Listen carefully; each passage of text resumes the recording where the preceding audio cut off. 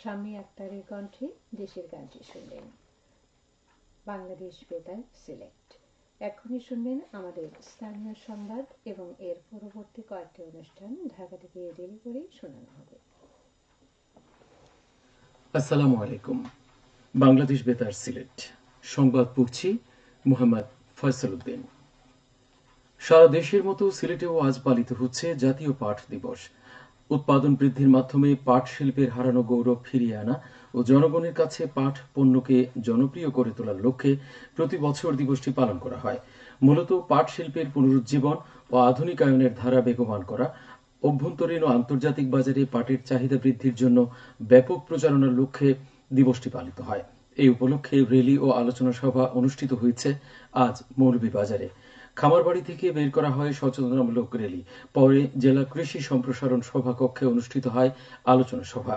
এতে প্রধান অতিথি ছিলেন আঞ্চলিক কৃষি গবেষণা কেন্দ্র ইনস্টিটিউটের মুখ্য বৈজ্ঞানিক কর্মকর্তা ডক্টর মাহমুদুল ইসলাম নজরুল। কৃষি অধিদপ্তরের কর্মকর্তা, কর্মচারী, জনপ্রতিনিধি, শিক্ষার্থী সহ বিভিন্ন পেশার লোক উপস্থিত ছিলেন। পাট ও বস্ত্র মন্ত্রণালয়ের কৃষি সম্প্রসারণ অধিদপ্তর এর আয়োজন করে। নারী অধিকারের নতুন অঙ্গীকার নিয়ে বিশ্বের অন্যান্য স্থানের মতো আগামী শনিবার সারা দেশে আন্তর্জাতিক নারী দিবস পালিত হবে। নারীর প্রতি সহিংসতা প্রতিরোধে সচেতনতা সৃষ্টির লক্ষ্যে প্রতি বছর 8ই মার্চ দিবসটি পালন করা হয়। 1975 সালের এই দিনে জাতিসংঘ আন্তর্জাতিক নারী দিবস পালন করতে শুরু করে। এবছর দিবসের প্রতিপাদ্য হচ্ছে অধিকার, সমতা, ক্ষমতায়ন, নারী ও কন্যার উন্নয়ন। দিবসটি উপলক্ষে সরকারি বেসরকারি উদ্যোগে অনুষ্ঠিত হবে নানা কর্মসূচি। এর মধ্যে রয়েছে র্যালি ও আলোচনা সভা। সিলেট জেলা প্রশাসন, মহিলা বিষয়ক অধিদপ্তর সহ বিভিন্ন সরকারি ও বেসরকারি সংগঠনের যৌথ উদ্যোগে আয়োজন করা হয়েছে বিভিন্ন কর্মসূচি। এর মধ্যে আছে রচনা, চিত্রাঙ্কন প্রতিযোগিতা, র্যালি, আলোচনা সভা ও সেলাই মেশিন বিতরণ। ওই দিন সকালে জেলা কালেক্টরেট প্রাঙ্গণ থেকে বের করা হবে র্যালি। মুক্তিযুদ্ধের সর্বাধিনায়ক জেনারেল মোহাম্মদ আতাউল গনি ওসমানী এবছর মরণোত্তর স্বাধীনতা পুরস্কার পাচ্ছেন। জাতীয় পর্যায়ে গৌরবোজ্জ্বল ও কৃতিত্বপূর্ণ অবদানের স্বীকৃতি হিসেবে আরও 8 জন সহ তাকে এই পুরস্কার দেওয়া হচ্ছে। আজ মন্ত্রিপরিষদ বিভাগ সূত্রে এই তথ্য জানা গেছে। পবিত্র মাহে রমজান উপলক্ষে ন্যায্য মূল্যে নিত্য প্রয়োজনীয় পণ্য ও নিরাপদ খাদ্য প্রাপ্তি নিশ্চিত করার লক্ষ্যে জেলা প্রশাসন ও বাংলাদেশ সেনাবাহিনী যৌথ উদ্যোগে বাজার মনিটরিং অব্যাহত রেখেছে মৌলভীবাজারে।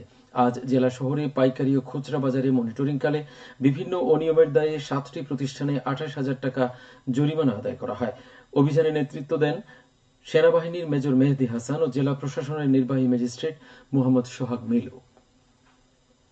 হতদরিদ্র মানুষের মধ্যে শীতের কম্বল সহ শিশু ও বয়স্কদের জন্য বিভিন্ন প্রকার পোশাক ও শিশুদের জন্য গরু দুধের প্যাকেট বিতরণ করা হয়েছে আজ সিলেটের কানাইঘাট উপজেলায়। উপজেলার সদর ইউনিয়নের অন্তর্ভুক্ত নিচচৌরা সরকারি প্রাথমিক বিদ্যালয় মাঠে এই পণ্য সামগ্রী বিতরণ করা হয়। এতে উপস্থিত ছিলেন বাংলাদেশ ইনফ্যান্ট্রি রেজিমেন্ট 27 বীর ইউনিটের অধিনায়ক লেফটেন্যান্ট কর্নেল সুজল কুমার কন্ডু। জন্তাপুর উপজেলার হরিপুর গ্যাসফিল্ড সেনা ক্যাম্প 27 বীর ইউনিটের তত্ত্বাবধানে এই উদ্যোগ নেয় সিলেটের সেনাবাহিনী। মৌলভীবাজারের বড়লেখা উপজেলার মাহমুদিয়া মাদ্রাসার প্রশাসনিক ও আবাসিক ভবন নির্মাণ প্রকল্পের কাজ এগিয়ে চলছে। এতে ব্যয় হচ্ছে প্রায় 2 কোটি টাকারও বেশি। ইতোমধ্যে প্রকল্পের 50% কাজ শেষ হয়েছে। বাকি কাজ আগামী জুলাই মাসের মধ্যে শেষ হবে বলে আশা করা যাচ্ছে।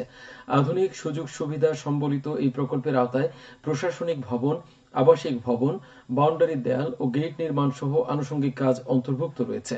প্রকল্পটি বাস্তবায়িত হলে প্রশাসনিক ও দাপ্তরিক কাজ, শিক্ষার্থীদের আবাসিক সমস্যার সমাধান সহ নানা সুযোগ সুবিধা বৃদ্ধি পাবে। শিক্ষা প্রকৌশল অধিদপ্তর প্রকল্পটি বাস্তবায়ন করছে। বর্ডার গার্ড বাংলাদেশ গত মাসে সিলেটের বিভিন্ন স্থানে 170 কোটি টাকার বেশি মূল্যের চোরাই পণ্য সামগ্রী জব্দ করেছে। দেশের সীমান্ত এলাকা সহ অন্যান্য স্থানে অভিযান চালিয়ে এই পণ্য সামগ্রী জব্দ করা হয়। চোরাচালানে জড়িত থাকার অভিযোগে 134 জন, অবৈধভাবে সীমান্ত অতিক্রমের দায়ে 281 জন বাংলাদেশি নাগরিক এবং 13 জন ভারতীয় নাগরিককে আটক করা হয়। এছাড়া বাংলাদেশে অনুপ্রবেশের চেষ্টাকালে 931 জন মিয়ানমার নাগরিককে নিজ দেশে ফেরত পাঠানো করা হয়েছে। সেহরি ও ইফতারের সময়সূচি। সিলেট ও পার্শ্ববর্তী এলাকায় সেহরির শেষ সময় আগামীকাল ভোররাত 4:50 এবং ইফতার সন্ধ্যে 6:02। সবশেষে আবহাওয়া।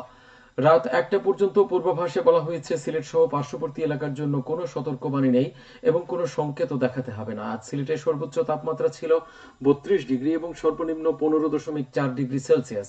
বাতাসে আর্দ্রতা ছিল সকালে 47 এবং সন্ধ্যায় 30%। আগামীকাল সিলেটের সূর্যোদয় হবে 6টা 9 মিনিটে এবং অস্ত যাবে 5টা 57 মিনিটে। সংবাদ শেষ হলো। পরবর্তী স্থানীয় সংবাদ প্রচারিত হবে আগামীকাল সকাল 8টা 10 মিনিটে।